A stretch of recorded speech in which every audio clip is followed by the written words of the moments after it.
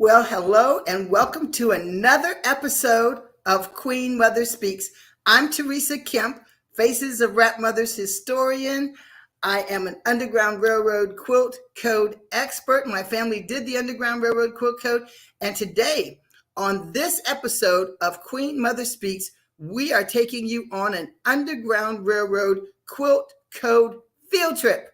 Yes, so call all your quilters, friends, family, call historians, call genealogists. Our guest today, and in studio with my co-host, Dashanaba King, you're going to get to talk to the co-author, KJ Williams, of our book, Keepers of the Secret Code. Today, you're going to find out what youth did on Southern plantations. You're going to find out the meanings of the quilt code. You're going to find out so much more. So please sign in. Let us know where you're viewing from. Prepare your questions. We want you to like, share, and subscribe because Queen Mother Speaks is live. So let me introduce and let them say hi. Queen Mother Dashanaba King, Queen Mother Denuno the First, KJ Williams, the author. So ladies, greet our studio audience. If you would, Karen. Hello. It's a beautiful day. I am delighted to be here. I can't wait to go on my school field trip today. I'm looking forward. Thank you for this. It's exciting. So KJ is the co-author of Keeper of the Secret Code with me, and we did a book launch in Oklahoma. I haven't done one yet in Atlanta, Georgia, but what's so exciting is that she and I went to quite a few bookstores and we went to quite a few schools in 1 week. It was a whirlwind trip. When I arrived in Oklahoma, she picked me up at the airport and we went to Marla Jones's house. That was the first time I ever met the publisher and only the second time that I ever met Karen. So, Dashanaba, if you're ready, we'll have you introduce our guest, KJ Williams. Okay, well, before we go to introducing the guest, KJ Williams, who is definitely in the house, I'd like to say thank you for tuning in to Queen Mother Speaks. Our theme for this season is If Not You, Who? If Not Now, When? The time is now. And the whole concept of the theme is to encourage you to take action, to step up, to step out, and begin to do some things that you know that you want to do. This is your time. You can do that. I would like to ask you to continue to keep yourself safe, continue to wash your hands, and continue to keep tuning into Queen Mother Speaks. It is a safe space for inspiration and expression. So, what is this thing called Queen Mother Speaks? It is a community platform for conversations that matter. We do commentary on issues to inform, to inspire, to ignite, to incite. We talk about expatriating to Africa. We bring on guests and we give you what we call witty dialogue with our guests. And we also bring you inspirational quotes.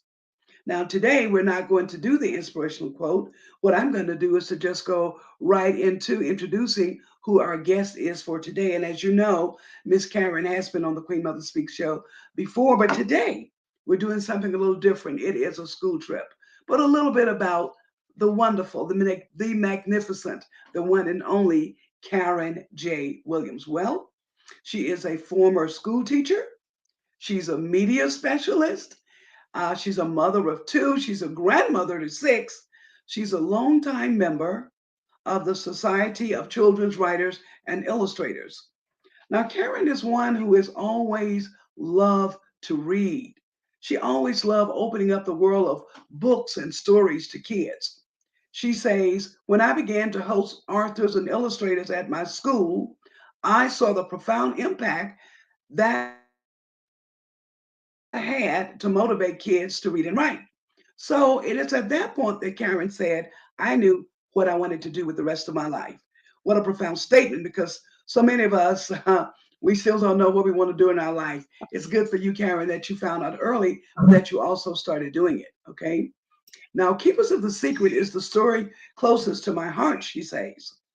This story, Secrets of the Secret Code, Karen says, inspire kids to appreciate their freedom today while acknowledging characteristic traits such as, say, ingenuity, persistence, courage, and self sacrifice for the greater good of the matter or your race or for the cultural obstacles that you may have to overcome. The story, she said, took many years to write and took many years of rejection, many years of tears, and many years Yes. of rewrites. Can you hear that? Everybody out there who want to do a story, you may not get it right on the first time around, but as long as you stay in the game, there will always, always, always be hope for you. Okay? She says when she accidentally found Teresa Kemp, who is the co-host of Queen Mother Speaks and also known as Nana, she was installed in Ghana as a Queen Mother. She said when she found Teresa from just surfing on the net, right? Yes. What that meant for her is that she had been blessed. She had found something that she could been looking for, and she could not believe her own eyes. Yeah. She couldn't believe her own eyes. And so they did. So one day she did pick up the phone. She did make that phone call, and she got to talk to Teresa. All right. And when she talked to Teresa, she found out that Teresa was a direct or is a direct descendant of the Pharaoh family. And she knew at that point that she had been blessed. She felt like God had given her the omen that she needed to work on this story because she truly had a strong interest. And even in her family, if I remember, her mother also had an interest in quilting and in coats. So we are going to say, Karen, thank you again for being on the Queen Mother Speak Show. Karen, thank you for making that call. Because you made that call that day, I am able to introduce you on the Queen Mother Speaks show today. That warms my heart. That absolutely warms my heart. Karen, without further ado, ladies and gentlemen, may I introduce you to the one and only Karen Williams. Thank you, Karen. Thank you. Boy, that introduction got me all choked up. I mean, that's very emotional. But this book was an emotional journey. But um, I had a passion for this story, and it started with this book. And I'm not going to go back into the history, but this was an adult book that broke the quilt code story and about how enslaved people in America used the quilt codes to escape slavery. And you can see the quilt codes behind me. Now, my mother's the quilter. I'm still learning. I have a long way to go. And she got interested in this book. And so she started sewing all the codes. And behind me, you see the sampler that she sewed. And Teresa, my co author, is going to talk about those in a minute. But I want to tell you a little bit about our book, Keepers of the Secret Code. It is an historical fiction book, which means it's based on history, which is Teresa's ancestors' history, just as Queen Mother just described. And it's got some made up parts, some fiction parts to make the story flow. So, but it is based on the history. So I want to start with the history. And the historical part of our story is based on American history. And it was a dark time in our history. It was late 1700s, early 1800s. And it's something that is very sensitive and emotional. This was our United States at that time. We weren't even a United States yet in American history. And you can see this Mason-Dixon line here. And this was the line where down here there were southern plantations that grew cotton. You see the cotton back here? And they would pay slave traders to go to other, as they were trading throughout the world on sailing ships back in the day, and they would kidnap people, I'm sorry to say, and bring them to work in these big fancy plantations to work the cotton and tobacco. There were other products, but cotton and tobacco, because the North was desperate for those products. So this was, like I say, late 1700s, early 1800s. Now, our story is set in South Carolina, And our plantation is Dover Plantation, which is based on a true plantation where Teresa's family was. And during this time, there was called a fugitive slave acts. There were actually two. It's really frustrating that there were two, but the first one was in 1793. And in 1793, they passed an act that said if enslaved people got to the northern states up here, do you see the northern states above this Mason-Dixon line? If they got to the northern states, those were non-slave holding states. So these states up here did not believe in slavery and were totally against it. And actually, America, if you know American history, went to civil war about this. It was a horrible war during Abraham Lincoln's presidency. And it was really based on the fact that the Northern were against slavery and the Southern states wanted slavery. So the Fugitive Slave Act was passed in 1793, and that meant that if an enslaved person got to the north, one of these states, they could be free. But so many escaped that they passed another law in 1850 that said even if the enslaved people down here got to the north after all this, and usually it was Ohio, got to the north, they could still be captured and brought back by their masters. So guess where they had to go then? Clear to Canada, which is north of the U.S. So Kim, quick question. We always hear that the northern states didn't want slavery, and that's true because it was the majority of people. But as we know, Frederick Douglass, he and Harriet Tubman escaped from Maryland slavery situations. So it was important, the Fugitive Slave Acts, that everybody didn't agree. Just like now, sometimes people do not agree. So no single statement that we're going to say today covers all of America. Because there's always exceptions. Exactly. Well, there was slavery in New York and in Ohio and Kentucky. Levi Coffin and his family were in Indiana, and they were abolitionists helping people escape. So there's hundreds of people all over the world. Slavery did exist all over the world, and we want to make that plain because sometimes when we talk about slavery, Karen, it seems like only in America did we have slavery, but it's been since the biblical times, everyone. And every place in every country in the world had slavery except for Ethiopia has never been colonized, and Switzerland didn't have products that required large industries of people to come in and work. So now, Karen, back to you. Continue our journey on the Underground Railroad quilt code story. Okay. So that is true. World history and some American history. But our book is based on just a piece of the history. I want you to understand.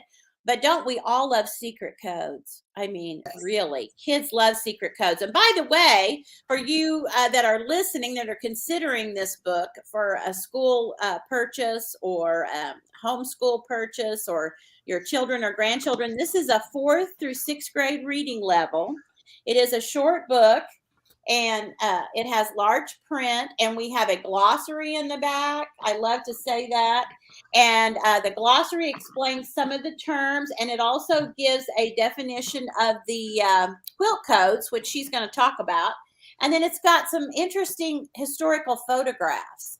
Like this right here is a slave tag, which I don't want to get off on a tangent, but this was a slave tag that was worn by her great-great-great-grandfather, Peter, which in our story, we made Peter a young boy about to have his 12th birthday. He's 11 when the story opens. And I don't know if you can see in this picture, and I'm terrible with this camera, but in the top of this, they're picking cotton. And look at those sacks. I mean, when we say, oh, I'm going to go out and pick a basket of cotton, it was not like this little basket right here that I have. It was a huge burlap sack that is so long. It was, look how long that sack is dragging. Okay. And they had quotas. They had to pick so much cotton every day. And these quotas were, well, how much was it, Teresa? Like hundreds of pounds? Hundreds. Children picked around 150 pounds. Adults were expected to do 700 to thousands of pounds of cotton a day to stay out of trouble. And they pick cotton from what's called can't see to can't Can't see. see. That's when Yes. it's dark in the morning. And when they finish working, it's dark at night. So Right. while the people were outside in the fields, when they got hungry, they cooked right there in the field. They didn't get to go home and take a lunch hour. There was no Starbucks. There were no McDonald's or fast food places. And they made something called hoe cakes. So, Dr. have you heard of hoe cakes before? I have, but I'm not going to say anything more. I'm not going to spoil the fun of it.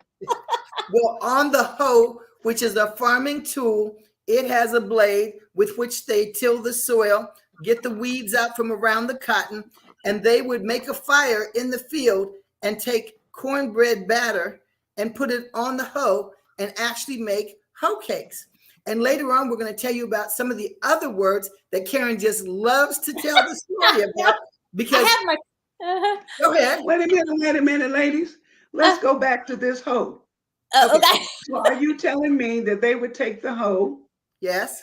and put some maize around it, Yes. the hoe itself, and Put put it it on in the the blade. fire? On the blade. Yeah. Oh, Yeah. that's what I'm saying. Yes. They would put it on the blade. Yes. Which was wider than two Okay. hands together. It was wider than that. So you're looking at probably a Yeah. 12-inch by almost 1 foot blade. They don't have those little tiny hoes that we have and do our work. They had these big industrial quality blades that were huge, and they were flat and at a right angle like this on the blade. And so I need to turn my hand the other way, but they would Yeah. actually put the batter, they heat up the blade, pour the batter on, and make a flat pancake called a hoe cake. Today we cook in a frying pan, but they didn't have frying pans and everything else. And they got to eat those, and also something similar to like a beef jerky, but then they had to keep working. If a mother had a baby, she carried the baby wrapped in a wrapper on her body, which they still do in Africa and throughout the world today. We now have them in America because it's comforting for the baby to hear your heartbeat, or you could put them on the back.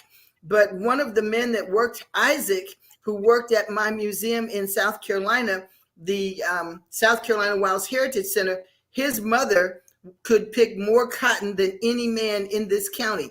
And she put him on a sheet at the end of the row, or the wrapper that she had on. And then she'd pick cotton all the way down the row and then pull him to the next row and then go down up and down the next row picking cotton. And you've heard me talk about at a field trip in person, we allow the children or guests to actually feel the bowl of the cotton because it sticks up. Yes. It has these really hard, sharp prongs. So cotton starts out closed, and you see those little brown pieces on it. When it opens up, that's when the cotton grows, and it opens those little brown things up like fingers, and the cotton grows out. But the brown hard part is still there, and it's sharp. So it actually cuts the fingers. And my great grandmother, she would make a salve, and they'd put it on their hands at night so they could go back to work in the morning. So we've learned a lot about herbal remedies, and remedies, treatments, and cures have been passed down because it's always said that the people didn't have hospitals that they could go to. But near where my family was enslaved on the Dover Hall plantation, the Pierce Butler plantation, or the Butler plantation, was nearby, and they had over 1,000 people enslaved there, and they did have a hospital there. So Eliza, who was a quilter, would go, and she was a midwife and birthing babies, and she would take Peter in our story with her, and he learned about herbs and remedies and helped her treat people at hospitals. He'd have to go empty all the stuff they used. He would thread needles, and many people don't know what youth did on plantations in the South, or the role of children. And so Karen thought that she wanted to write a middle grade book from being a librarian. There wasn't a book in the library for the middle grades, though they cover Underground Railroad history in school. So, Dosh, did you have Underground Railroad or any African American history when you were in school? Do you remember? Well, I wouldn't necessarily say I got a lot of it from school, but I did get a lot of it from my own family, who are also historians, archaeologists, genealogists, growing up as a child. My mother and father, uh, I finished high school before my mother or father ever got to finish high school. They went back as adults. But they were very, they believed very strongly in education. So we knew a lot. And we Okay. also associated ourselves with other educators. So I would have to say I was blessed in that area to So know, you were to learn homeschooled. at an early age. And Karen, Huh? what about you? Oh, yes. Well, no, we really didn't talk a lot about the Underground Railroad back in my generation. We were in the Midwest. I was raised in Missouri.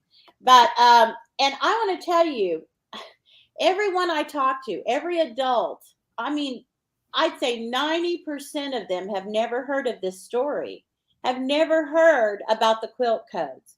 So it is, even though there was an adult book back in the early 90s, there were no, again, middle grade. And that's what inspired me. There were a few picture books that alluded to the quilt codes, but there was no middle grade. And like I say, in Oklahoma school curriculum, where I have been a teacher for 39 years, um, the Underground Railroad, Civil War, that time period in American history, is taught from fourth to sixth grade.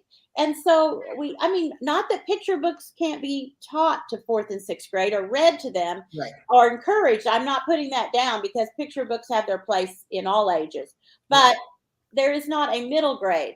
So that's why I thought this was so important. Actually, my mother and I, and if you saw the previous show, we actually presented a program about the quilt codes without this book. Yes. And I watched children be so inspired by the story. And our story is an inspirational healing story. Teresa and I agreed on that right up front.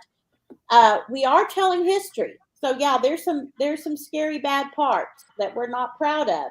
But as all people know, I shouldn't say all people, but as most people agree, we learn from our history, and we learn what not to repeat and what to watch out for and to respect people. But let me go back to the cotton thing, because Okay. the very first of our book, Peter is terrified of being sent to the field to be a field worker and pick that cotton. And like I say, it wasn't just like you go to your vegetable garden and pick a few things and go back into your air conditioned house. I mean, it was brutal. People died out there. They weren't even given enough water. They only had, once in a while, the overseer, he was not the owner of the plantation, but he was the usually very brutal, cynical person who uh, who would only let them have a few water breaks. So I just want to read the first couple of paragraphs of our story, and we do have a few black and white illustrations here. So from the time I was, now this is Peter talking, 11-year-old Peter.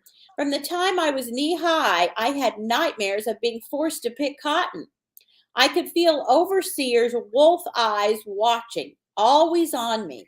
I don't know why, but I sensed he wanted to break my spirit by working me hard in the fields. As a young'un playing around the big house, I'd forget that he was there sometimes. I'd seen small children faint dead away from working can't see to can't see in the plantation's tobacco and cotton fields.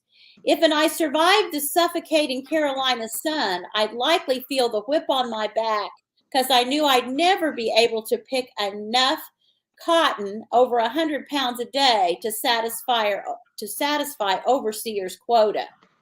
I felt safer when I was 6 years old, because Master made me the fetch and carry boy. My daily chores were filling the wood boxes in all the rooms of the big house, pulling weeds in the vegetable garden, and taking care of the horses, including shoveling out the stalls. I milked Bessie and Mort, their cows, and helped out at mealtime, along with whatever else I was told to do. But lately I felt jumpy. I wanted to do something different, take on important chores, bigger chores, be respected like Papa, Dover Hall's blacksmith, or Sam, the plantation's carpenter. But when you is an 11-year-old enslaved boy, you don't get to choose anything about your life. And then he goes to protect the Wow. carpenter from the overseer. And when he makes a decision, the overseer starts whipping the carpenter that he was just talking about, Sam. And when Peter goes to protect him from the overseer's whip, things start to go downhill from there. And then overseer is really after him to get him out in the field. He resents the fact that he is working in the big house, or with the big house, but he does so much. We have a whole section about how they washed clothes and boiled in these big pots. And that was wash day was an adventure. Let me, if I can find the camera. There we go. So look at these pots. I mean, they're bigger than people, and they would boil. They'd have to bring out all the clothes and boil the blankets and all this. So anyway, there's a lot of history in this book, a lot of tidbits in this book. But basically, Peter gets on the wrong side of overseer. And another problem was, and this happened, I think, this struck me as a very difficult thing that I don't think we realized unless we lived in the time period. These children, Peter was born enslaved, okay? And he was born on that plantation. That's all he knew. But as a child, a very small child, he grew up with the master's daughter, Emily, in our story. And so they played together just as toddlers and kids would all over the plantation, had free roam. But suddenly, as he gets older, and in our story, it's 11, but actually, as Teresa will point out, most of the time it was 6 or 7 years old. Suddenly, they were torn apart. And no, you can't even talk to each other anymore. Peter would have to go out in the field and work, or go work daylight to dusk. And Emily would be off with some tutor somewhere in the big house, and, not supposed to get dirty, not supposed to be out there, in the fields doing anything. And so suddenly they were torn apart, and they would feel like family. In our story, Peter and Emily feel like family. And suddenly you're told you can't talk to your sibling anymore. You can't hang out with your sibling anymore. You work all the time. Well, this really caused a lot of emotional problems, I think, for both parties, the master's kids and the enslaved kids, either way.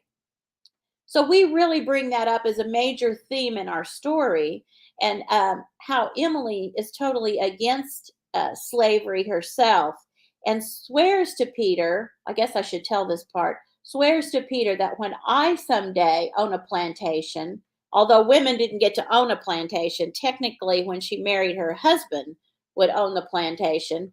But she said, we will not have enslaved people on our plantation. And she makes that promise to Peter on the beach one day. They pinky promise. That's what, with locked fingers and pinky promise, that they will try to change the world, even though their little part of the world, it can be pretty overwhelming. And, that's what it takes to change the world. It's one or two people that make a decision that we're not going to live the way the culture is telling us to live, that we're not going to hate each other because our ancestors hated each other, that we are going to change things and heal things. And that's how we wanted to write this story. Now I will, and at the same time this is going on with Peter, he's being hounded and watched by the overseer even closer, and he's dealing with the fallout that master won't let him hang out with Emily like they used to. So he's got enough things going on, and then his mom and dad spring on him that they've got a secret that they've been hiding because they didn't want him to get hurt, and it's working on the Underground Railroad. And his dad, being the blacksmith, was the only enslaved person that was allowed to travel from plantation to plantation, because the smaller plantations didn't have a blacksmith. This was a highly regarded talent. And since Teresa's ancestor was a metalsmith in Nigeria, in the Igbo tribe, before he was taken in as captive, he had that talent, that ability, that training already. So when he was sold to a plantation, boy, he was like a prized enslaved person. Even though on the census many times they did list, and Teresa has those censuses censuses of her family, and about how valuable they put a dollar price on these people, which is the saddest thing ever. And sometimes they weren't even listed by name, they were listed by number. But her ancestor, which is Peter's dad in our story, would have been the most valuable enslaved person on the plantation. And he got to travel, so he knew how to get out of the plantation. All right, I'm going to let her, Teresa, show you what she's got in her hand there. So this is one of the bracelets. When we say metalsmith or blacksmith in America, we don't think of African men making bracelets like this. You can see my little bracelet I have on today. Mm-hmm. And you can see how big this one is. This weighs almost 10 pounds, and they're now called the Benin bronze. And you can see they put patterns on it. So on my Facebook page, Teresa Kemp on Facebook, I've put 25 photos. So you can see the patterns that were cut into the bodies of people who brought this quilt code to America. Many people think it's just the quilts, but this is an African textile language.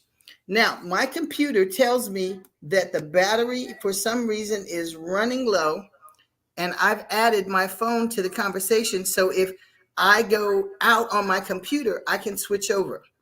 So I am getting a slight echo, and I've muted that mic, but for some reason, I'm still hearing it. We've learned on Queen Mother Speaks, Karen, just to go with the flow. Yeah. We used to panic when we had technical difficulties, and that brings us to the quilt code and how I learned as a child. My mother's great-grandfather taught her to count to 100, taught them the Bible and the quilt code.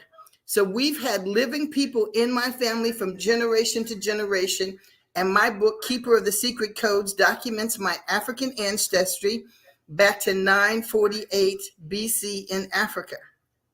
We have thousands and thousands of records. I have 12. She just went. Coming back. There we go. From the Dover Hall plantation, we have 2 wills, 1844 and 1858, that name Peter Jr.'s parents, Peter and Eliza Farrell, who did this quilt code.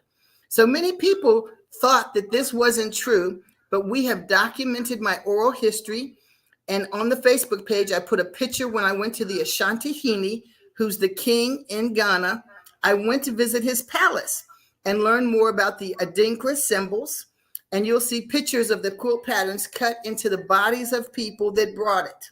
That is the secret of the quilt code. It's not just patterns, but it is an African textile language still in use around the world today. So my ancestors migrated from East Africa to West, and they were actually Hebrew. And on the pictures, I included one, which is a textile that has Hebrew symbols in it, made in Ghana.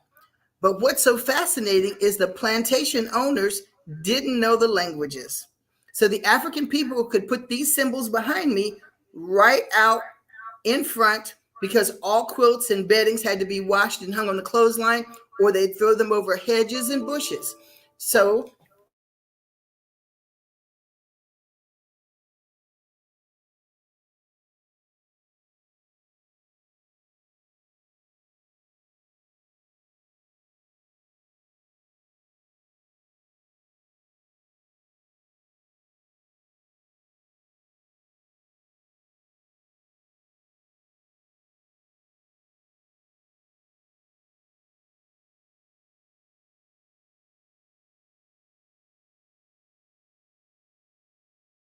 Nana's camera looks like it's gone out, but she'll be back. But she's telling us the story of her family involved with the Underground Railroad. Many of us know bits and pieces of the history, but Nana's family is one of the few African American families that I know of personally in America who actually know a lot about the codes themselves, what they mean. All right, a lot of that is what you find in the book that Terry wrote and her mother were called Hidden in Plain View. So bottom line, what was hidden in plain view? The codes for the slaves to escape. What codes? Why? What do you mean in plain view? How did that happen? Tell us all about that. How did that happen? Well, as she stated earlier, many times the quilts, when they were being washed, were thrown over a fence. And the quilts that were thrown over the fence were the quilts that had these patterns sewn into them. Once again, the slave masters knew nothing of the codes, but the slaves did because they had learned them from being in Africa, many of them. So when they would see a quilt, if you will, hung over a fence and it had all of these different patterns on it, they knew how to read it and it would tell them in many cases what to do.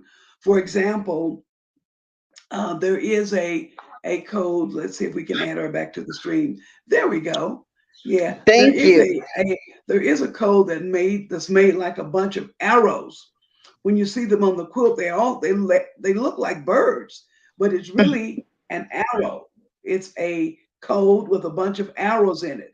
And depending on the way the quilt was turned, it would tell you what direction to go in.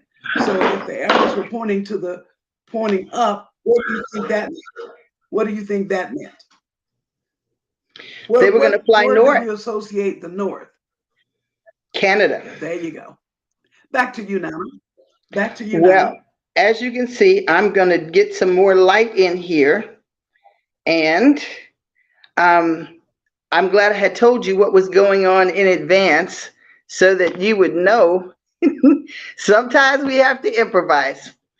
So, believe it or not, they had no electricity, children, on the Underground Railroad. No computers, no refrigerators. They didn't have air Oh, condition. And some of the quilt code, some of the houses had no doors. So, we also have pictures in the book because they put the symbols actually on the houses. Now, Peter and Eliza, mm, being metalsmiths and a quilter and a midwife, they were very valued, as Karen had shared with us. And it's important that you know that everybody didn't have beautiful houses, but the plantation documents that we have said that they had whitewashed cabins, that they had their own livestock in the back, they had vegetable gardens on the sides, and they had flowers.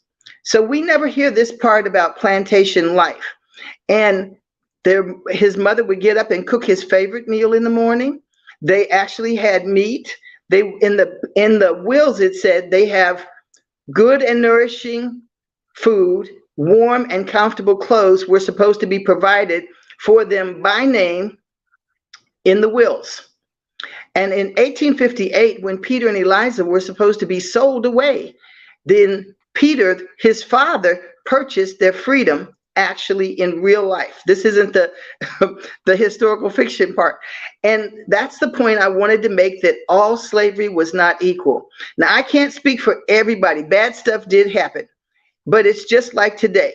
There are good people, and Peter's Jr.'s father, being a metalsmith, he moved from plantation to farm and even worked with businesses in the South. He was a pastor and an elder, and so he moved freely throughout the plantations, and he would plan slave escapes. The book Hidden in Plain View broke the story, but it didn't tell how the quilt code went. So behind me, you see one of the quilts. This is the last quilt my mom and I actually made, and I'm going to tell you the quilt code. So, Queen Mother, I need you to put Karen back in because I can't really switch the show from this. I'm really not positive on how to do it. But the quilt code goes: the monkey wrench turn the wagon wheel north, up the road towards Canada. Follow the drunkard's path. Follow the North Star by day. Follow the flying geese by day and the North Star at night, because it was the brightest star in the sky of all the constellations. And the people, they were very aware and always watched the signs in the skies because they didn't have any weather reports. They didn't have any computers. So to plant the crops, they had to use it. So the symbol at the very top is the monkey wrench. The North Star pattern is interesting because Frederick Douglass has a North Star on his bed. So Now, Karen's pointing to it. So that's the monkey wrench. this is Then the wagon wheels next. the North And they Star. had a Levi Coffin and other people who were abolitionists who worked on the Underground Railroad. They actually had false bottom wagons. So they could open it up and they would actually feed children, elders, people who couldn't walk or keep up or run. They would put them in a false bottom wagon. Then they'd put feed and grass or bags of grain and things, supplies for the trip on top of them. But that's what it meant. The method of escape for you is going to be a false bottom wagon or get your stuff ready. So then we have the North Star pattern. And this is one of the beautiful quilts Karen's mother made. And that was the motivation I had in wanting to work with Karen. And I had written in my things to do that I wanted to write a middle grade children's book or youth book. So next we followed the bear paw trail, and you see the bear paw pattern. And what's interesting, all of us do it as if the bear's feet go up and down, but all 4 feet actually face forward. So that's how I can tell the antique patterns from the modern pattern, because that is the modern bear paw quilt pattern. So we say follow the bear paw trail through the mountains. Soon you come to the crossroads. Now we'll find the crossroads pattern. I'll go ahead and tell you the patterns that are there. So she's got the basket pattern. When we get to Canada, when someone dies, we weave sweetgrass baskets, put wildflowers in it, and put it on the grave. Then she's got the diamond pattern or the 9-patch. It's this is a variation. And then we have the log cabin. When they're in Canada, our quilt code tells us build a log cabin. As many trees or timber that the people cut down, they own the land, because it's not like it is today where everybody has nice little houses. There was wide, vast, empty land. And so land ownership came from clearing the land.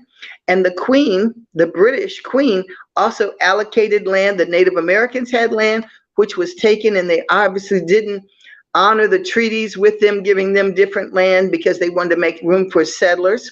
But what's really interesting, some Native American tribes owned slaves, some Native American tribes were enslaved, and then some Native American tribes worked on the Underground Railroad. One thing that I did want to add was that where Karen is in Oklahoma, I went to Dallas, Texas earlier this year because they had a Southern Route Underground Railroad Quilt Code Convention, so they could document more paths on the Underground Railroad and learn more. So in my book, I talk about Southern routes and plantations and people who had farms that worked on the Underground Railroad. That route went from Florida through Mississippi, Alabama, and south into Texas and Mexico. And there are even Mexican abolitionists in my quilt code. The second president of Mexico, his mother is Igbo, and he's Hispanic. So people all over the world that were routes north, south, east, and west. Okay, so let's see what else she's got in this quilt. So can I say one thing about this? Also, this meant, let's talk about the inside square there. If it, in our story, if it was a light square, it meant this was a safe house. This quilt might be hanging as the slaves were running. Okay, or and they got separated maybe from the blacksmith or the monkey wrench. They come across a house on their way north. Now they would be still in the States, and this quilt might be hanging out. And if it was a light color square, it meant that it was safe to come to the door. And again, those are the abolitionists, and they were all races and cultures that would hide enslaved people that were running in America, and that's what they called the Underground Railroad, and they would keep them and feed them, let them rest, and then they would move them to the next station or the next house, safe house. Now, some people think if the inside square was a dark color, it meant don't come to the door because the patrollers are watching my house, the house, or they might even be in the house to ambush any the enslaved group they're looking for. So, so this was also used in that respect as a signal that you will come to a safe house. Okay. Right. Now, sometimes they would hang a lantern in the window, like in Cincinnati.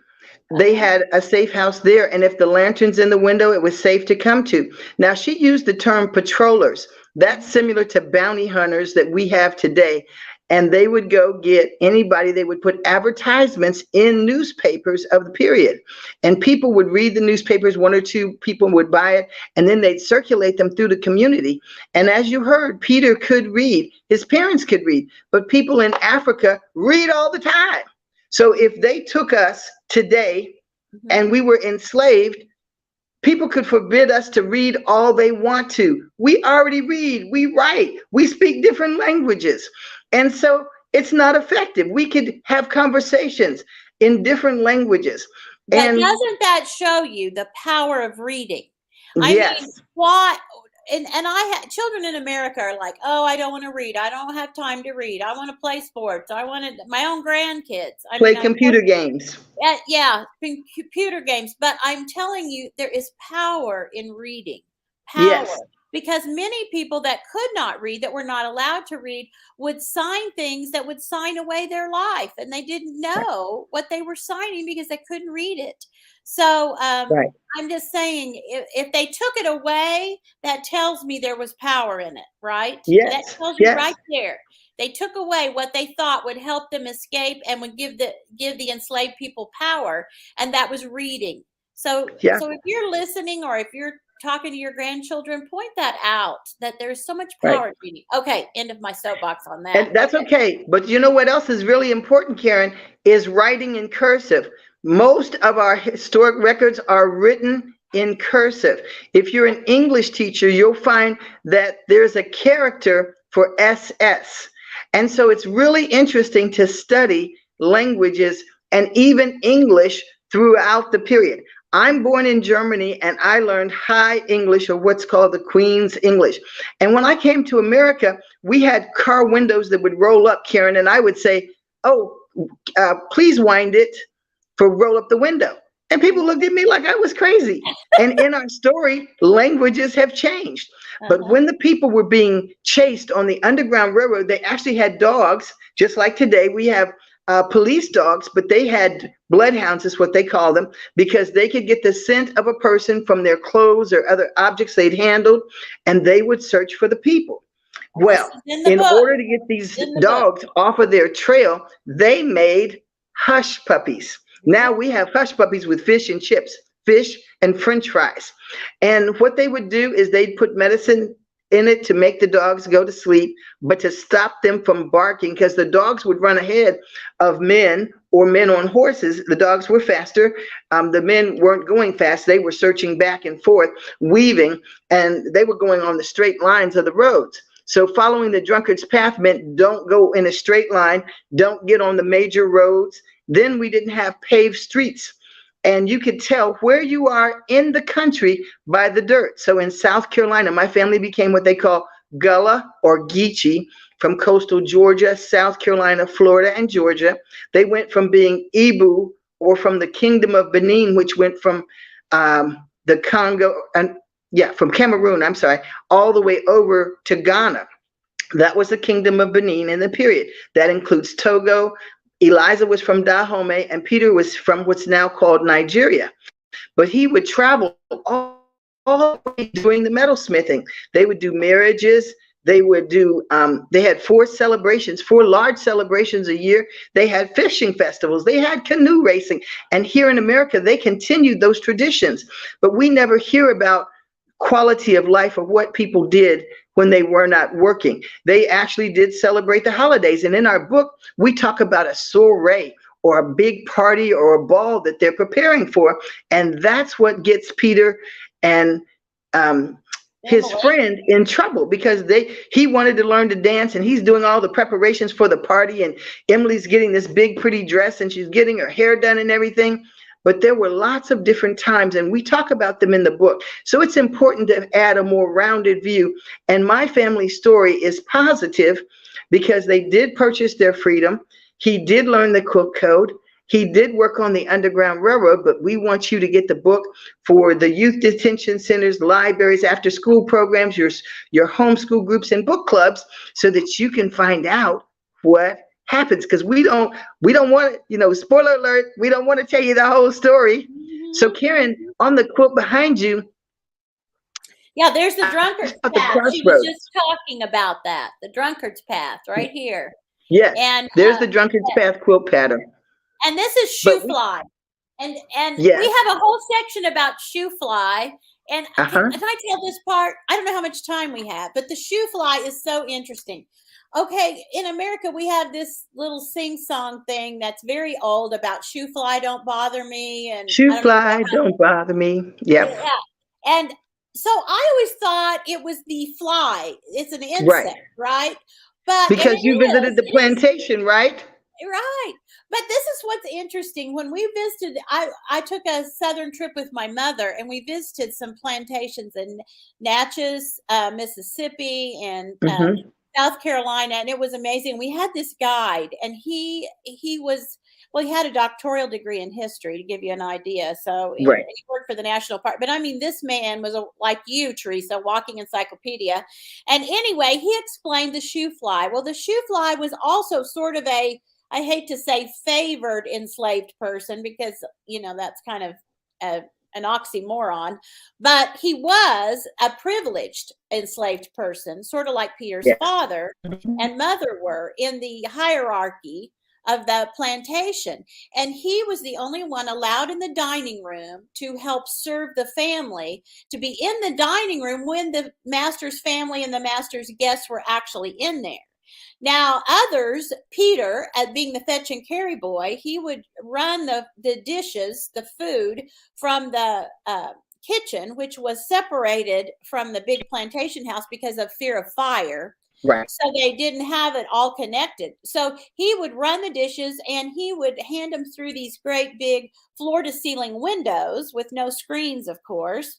And he would hand them to the shoe fly, and the shoe fly would actually sit them on the table.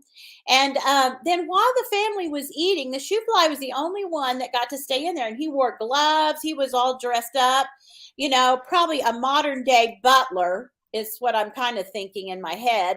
Right. And so they were eating, they had no fans or electricity, as Teresa pointed out. So they had this Right. huge big thing that hung from the ceiling, and it was like Right. a paddle. It was a Right. huge modified canoe paddle, but they were very ornate and wooden and beautiful, and they hung very low to the table, these big long tables, because they loved to entertain. And it hung very low, and it would just swing back and forth on a pulley. And so they had a rope pulley that went, of course, to the ceiling where it was attached, and then over to a corner, and then it dropped down. And so it was manually pulled on the pulley to make the paddle move to keep the insects, the flies, away Off from the the food. food as they Right. ate. Now, a good shoe fly would be like a statue. Once he got the food on the table and the family was seated, he would step back in the corner and work the pulley and keep the insects off. But guess what he really did? He Right. listened. And I Yes. mean, he could hear all their intimate conversations.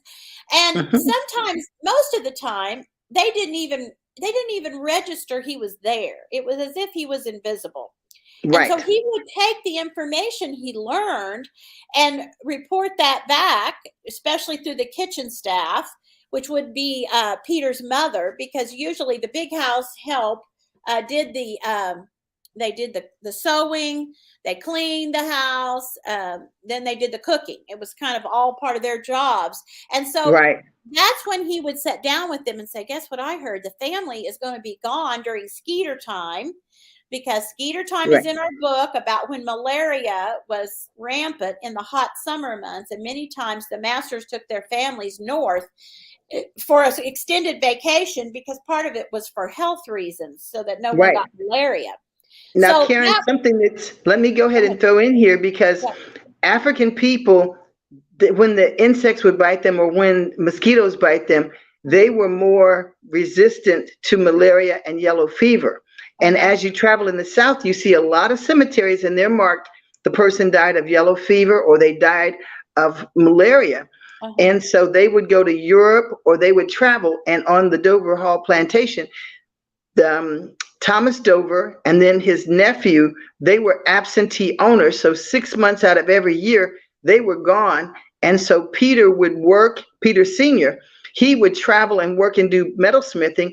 Eliza was called to different plantations and homes to birth babies. and she took Peter with her because they'd be gone a week or more at a time, and they could plan slave escapes and hear when Right. someone was going to be punished harshly or killed, and then they would plan the slave escapes, and they would go immediately because the shoe fly had given them the information that they had heard, and they often had the guests from nearby plantations. They would get together on a regular basis, just like people get together and play cards or go golfing, or they go to parties and belong to different groups and organizations, and that gave them time to plan. And because little Peter had taken geography, he had access to maps and knew how to read maps just like Emily did. And so when I hear people discuss slavery, they're underestimating the intelligence of all people. And it's important that we have diverse groups of people working. So there were free Africans, free African Americans, and people of all races and faiths that assisted on the Underground Railroad internationally.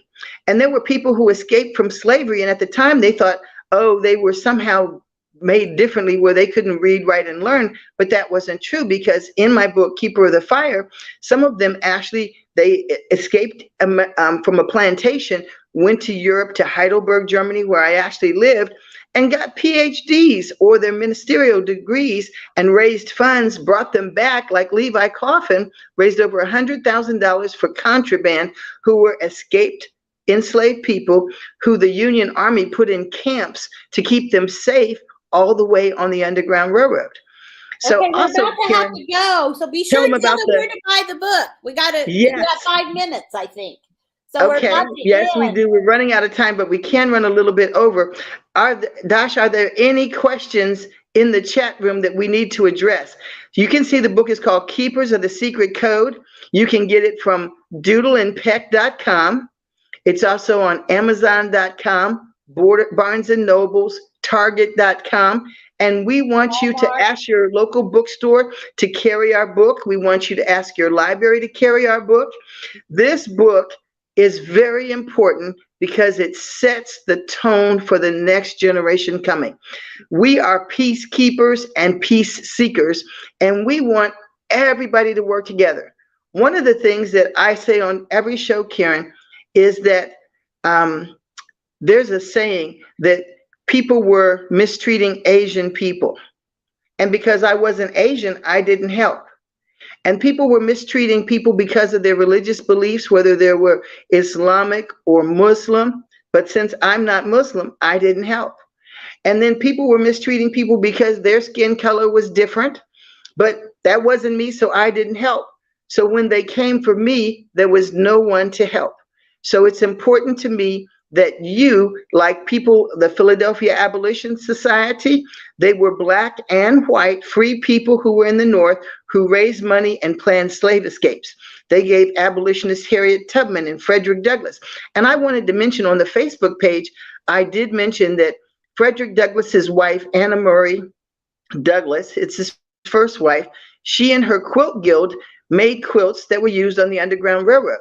And the North Star quilt is on Frederick Douglass's bed in Washington, D.C. when I went to his house. You need to go to Washington, D.C. and see that house, because that house is huge. It's like a governor's mansion, Karen, in most cities. It's bigger than a municipal building, and it's the home of a former slave.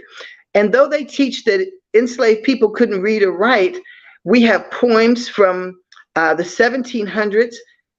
Frederick Douglass wrote his own story. We have so many books that were written by enslaved people, published by them, and it took a lot even for women. Phyllis Wheatley wrote poems in the 1700s. They had patents. So don't assume because you hear people couldn't read or write or people couldn't get married. I have marriage records from my family in Virginia back to 1843. And as you can see, there's so much that we could talk about. Well, we're going to have Karen back. Tell about the theme. Tell it what is the theme of our whole book, the saying. Can you say it? Yes. Can you say it's in the Hebrew language. So I'm going to tell you what it means in English. I was given a book that helped me document my family's culture and movements back to 948 by Dr. Anthony Anaquinze, who's a surgeon in Los Angeles, California. he gave me 2 books that made it possible. And he has become an Igbo chief, and he did run for political office. But it says, I will do my part. And he taught me the meaning of that. So we ask that each of you do your part in changing the world. And one person can change the world. A child can change the world. So this month on a previous show, you heard from my grandson who saved gorillas in Uganda.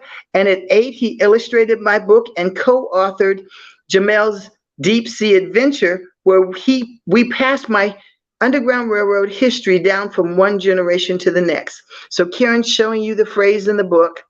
I spoke before the Igbo World Assembly in 2013, and then went on a medical mission trip and a research trip with Dr. Anna Quinze and the Anambra Medical Association.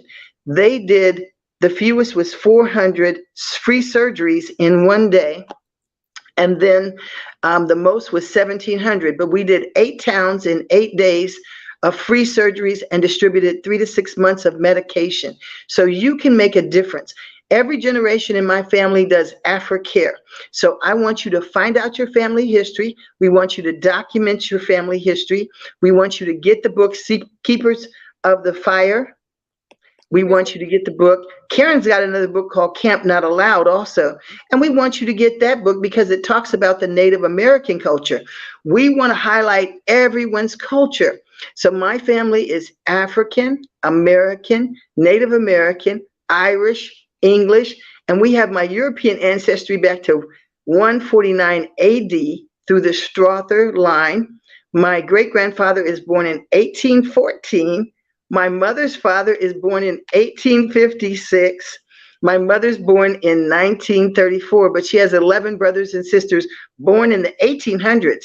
So I have 44,000 artifacts and over 1,000 textiles, and we documented our family history. On another episode, Karen, we did the California Slave Insurance Database, and then we did voyages.org, which is the transatlantic slave trade, and that's done out of Emory University. So get the past shows so you can document your family culture too. And as Karen was saying, her mother's in Minnesota. So it's important that you learn geography. And where I'm from in Germany, they'd give us a blank sheet of paper, Karen, and we'd have to fill in all the countries and the capital, and on the back and other pages, we had to write 3 things that that country and the people were known for. So now we're not learning comprehensive geography. So parents, grandparents, communities, we want you to help bring the reading level of our students and adults back up really high. And as Karen said, it's so important for you to read.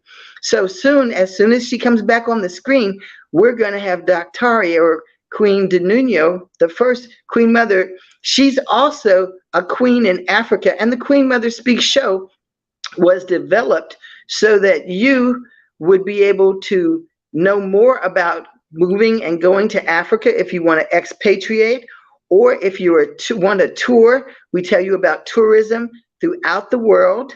And also, if you have to go to work, it's important to understand the culture and the timing and the weather.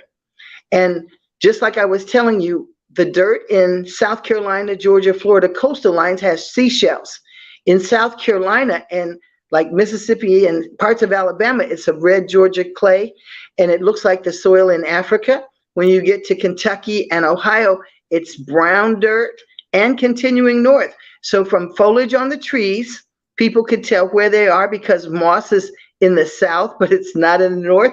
And when I went to visit Karen in Oklahoma, there was no moss on the trees, and the birds, everything looked different over there. But I did see geese. So I felt really good because I was wondering, could they follow the geese by day if they were on the Underground Railroad? And they can, because the geese migrate south all over the country. And they also stop where there used to be water. So you'll see them in parking lots and things.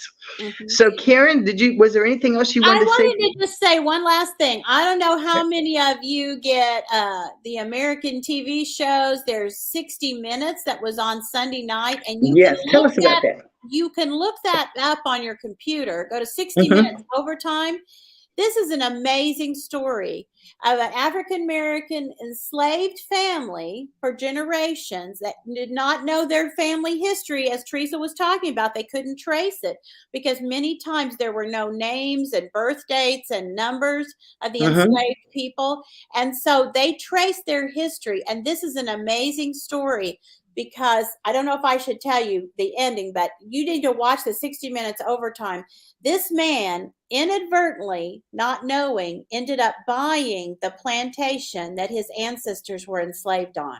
They are now the owners of the plantation.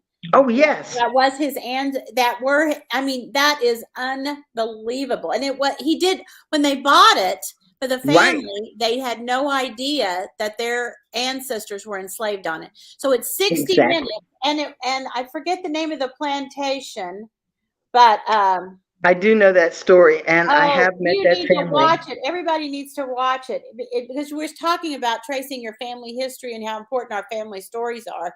And this family later, after they bought the plantation, traced it to their ancestors, and their ancestors are actually buried in the back of this plantation.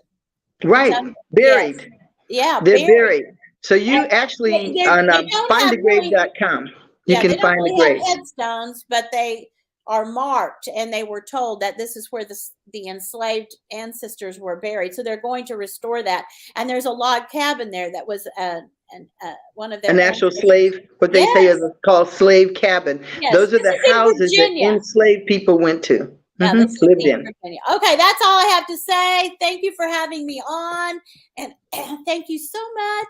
Please buy our book, and I hope you learn a lot. There's a lot of history. You can tell Teresa we wove a lot of history in here, like the hush puppy story, things that have nothing to do with the quilt codes. But of course, the quilt codes are just amazing.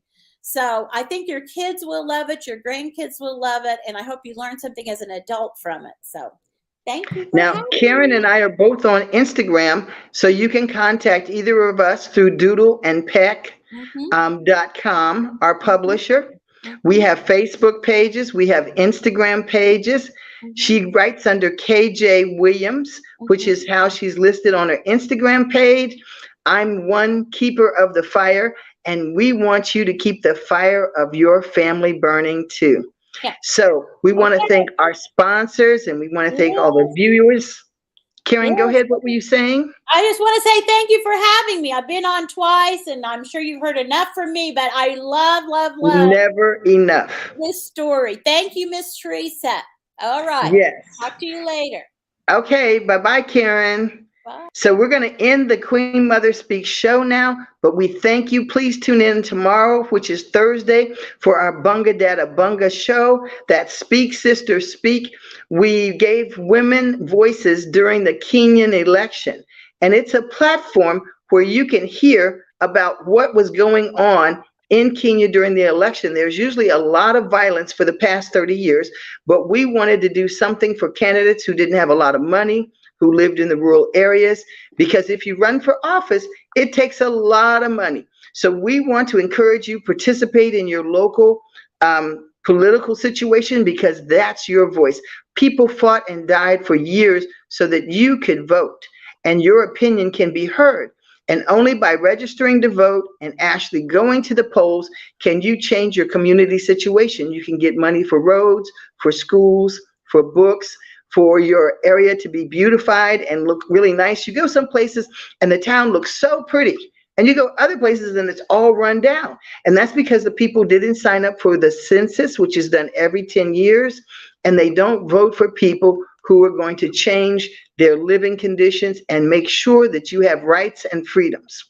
So Queen Mother, go ahead and tell us more, and thank our sponsors, and tell us who was in the chat room, who, if there were any questions we needed to answer.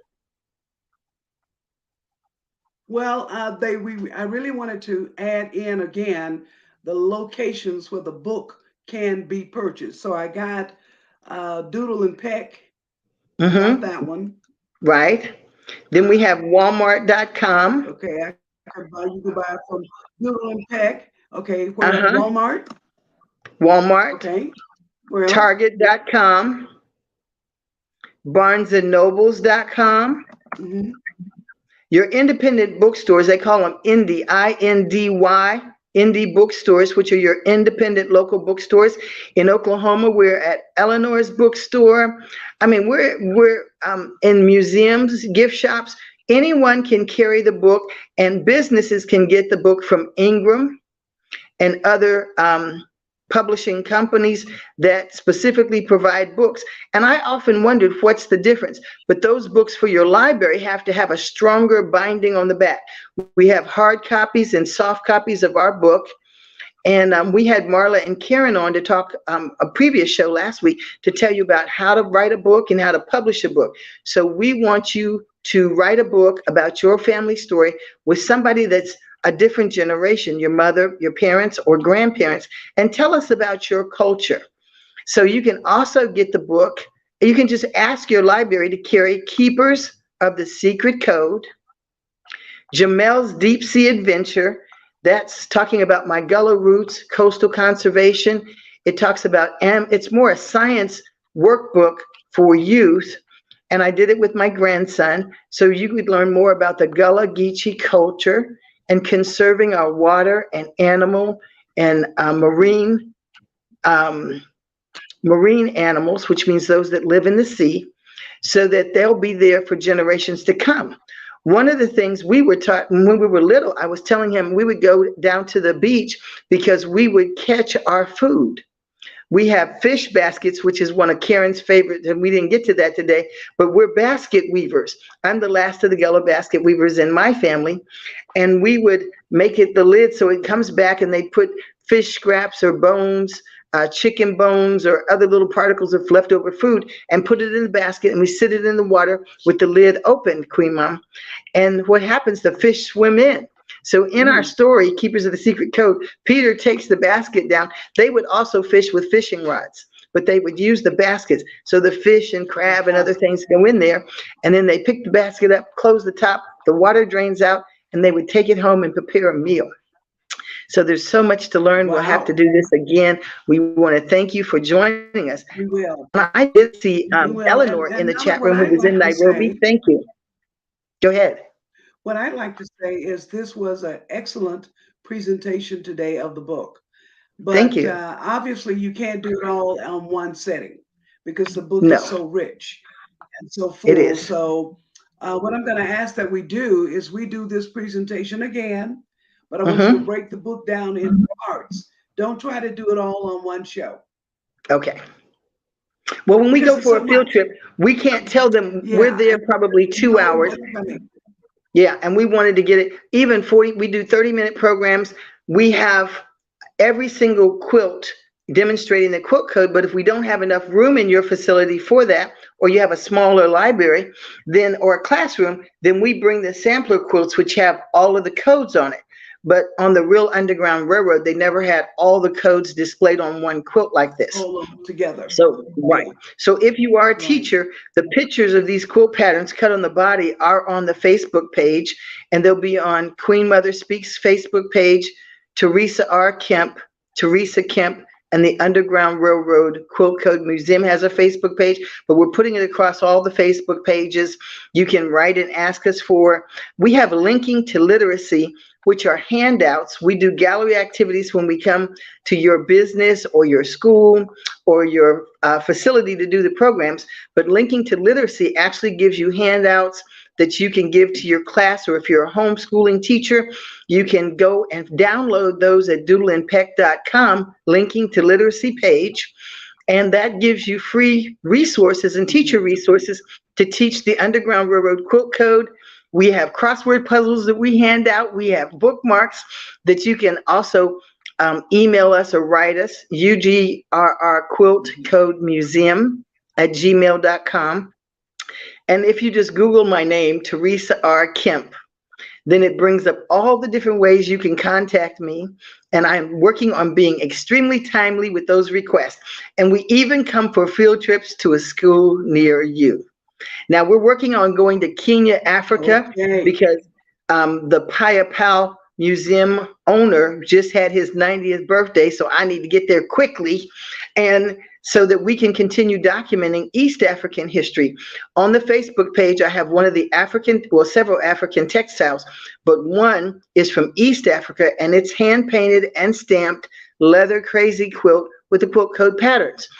On our blogs and websites, I have pictures of Egyptian cats with the log cabin quilt pattern on the mummified carcasses, block by block, intricate different embalming techniques to show you that this is not an American quilt code. It's not a colonial quilt code. It's been done for centuries. Anthony Browder's research has proven it. It's in a tomb that's dated 25,000 years ago in East Africa, in Kemet or Egypt. So it's so much to learn, like she said. Yes, one can't do it in one day, but go to our websites, go to our blogs. Before we sign off today, go ahead. So we have a lot that we do at the end of the show, including blowing you a kiss. But before we do that, we want to thank our sponsors.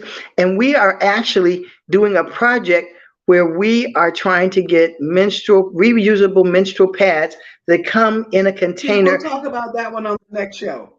We'll talk about that one next time, because the time is running.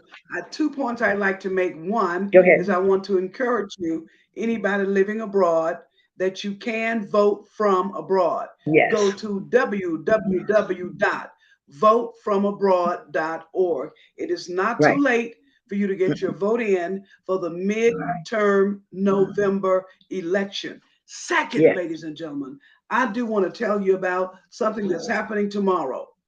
Okay. It is called the Rule of Law of Age. The rule of law came of age in Africa. Will it die in America?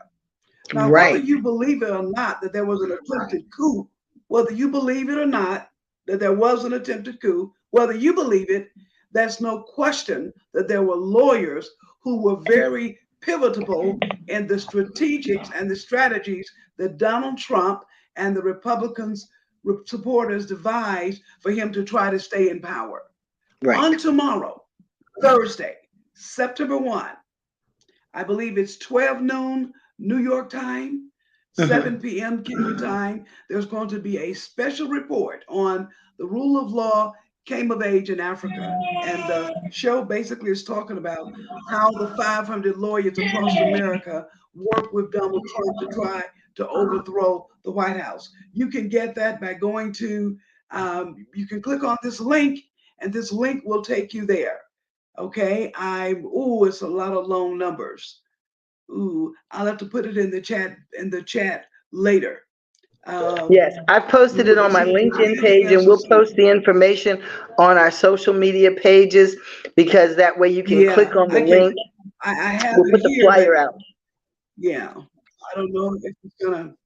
I don't know. It's too long to try to type it all in right now, but I wanted to talk about those two things. Thank you very much for tuning in to Queen Mother Speaks. We always like to end the show with a kiss. Yes. Why? A kiss symbolizes love.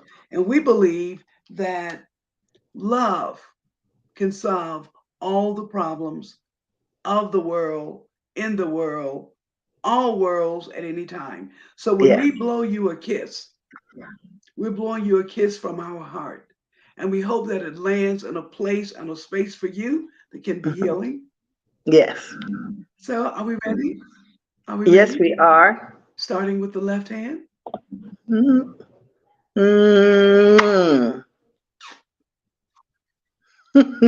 Right hand. And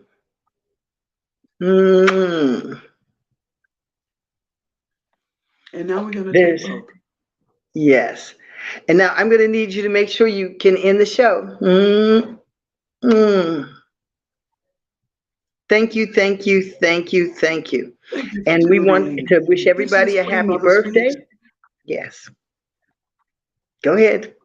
Every Wednesday, every week, live at 5 p.m. Kenya time, 10 a.m. Eastern Standard Time. Thank you for tuning in to Queen Mother Speaks. Bye.